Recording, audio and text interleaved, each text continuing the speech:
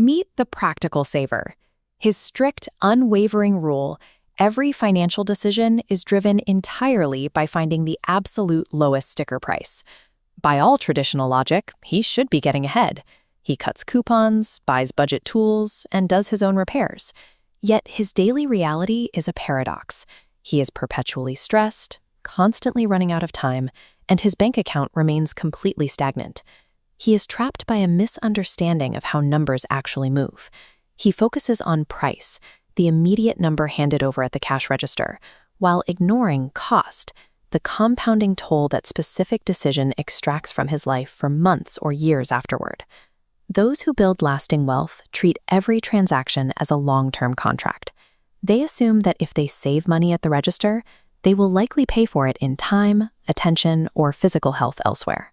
Optimizing your entire lifestyle solely to protect upfront cash inadvertently destroys the exact time and energy required to build true wealth. To see how this invisible ledger works, look at the physical items he interacts with every single day. He sleeps on a budget mattress that never quite lets him rest and spends 8 hours sitting in an office chair that actively annoys his lower back. These are not isolated purchases that begin and end at the checkout line. They inflict repeated physical microtraumas hour after hour, slowly degrading his posture and his patience. Then comes the mental drain of budget technology. He types on a machine that constantly stalls, breaking his concentration and creating a stream of tiny interruptions that fracture his focus. Add in the secondary cheap items, walking around in shoes that hurt after 20 minutes, or working under harsh, cheap lighting that tires his eyes. The physical exhaustion stacks up quickly. The wealthy view these utilitarian items through an entirely different lens. If an object touches their life every day, they treat it as a foundational investment in their personal output, prioritizing quality over upfront savings. This chart perfectly illustrates performance friction. With no friction tools, mental energy stays steady across an 8-hour workday. But look at the bottom line. When fighting against high-friction tools, capacity aggressively trends downward to zero, making standard tasks feel artificially heavy.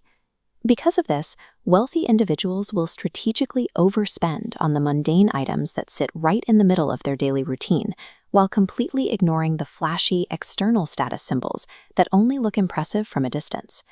If a product touches your life every single day, its cheapness is an ongoing, recurring tax on your daily capacity.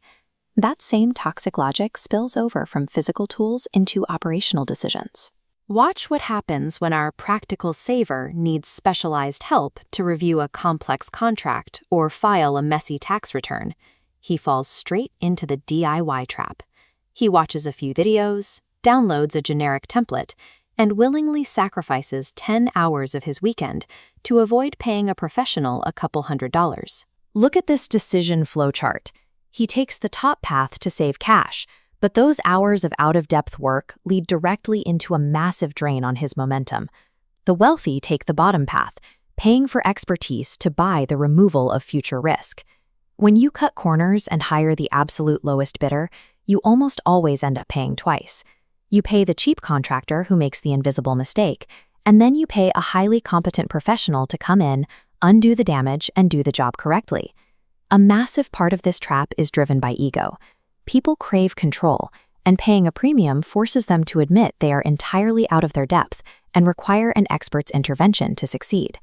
Choosing the cheapest option in complex, high-stakes scenarios is a disguised down payment on future chaos.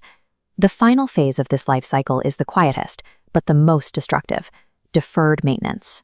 It starts with a weird, subtle noise in the car engine, or a minor glitch in a work system.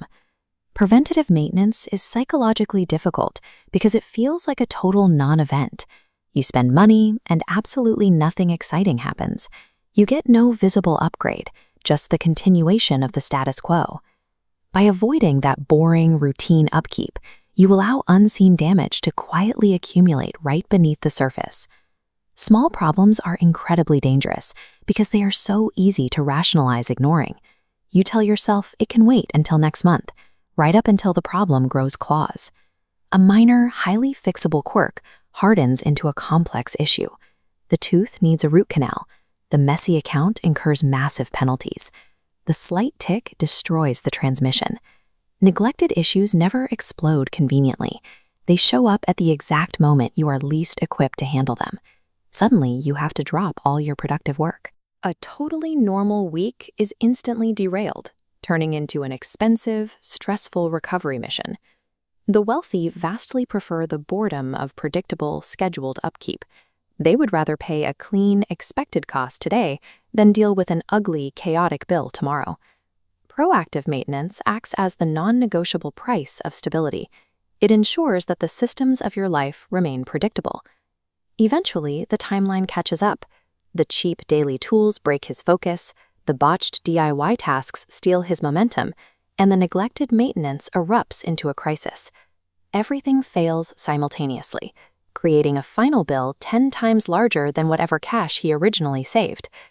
A higher upfront sticker price is often an incredible bargain, simply because it comes bundled with long-term reliability and speed. When you pay a premium for quality today, you systematically reduce the total number of friction points and micro-decisions you have to navigate tomorrow. You can stop making these cheap mistakes by permanently retiring the question, "What does this cost today?" and replacing it with the only question that actually matters. How often am I going to feel this decision?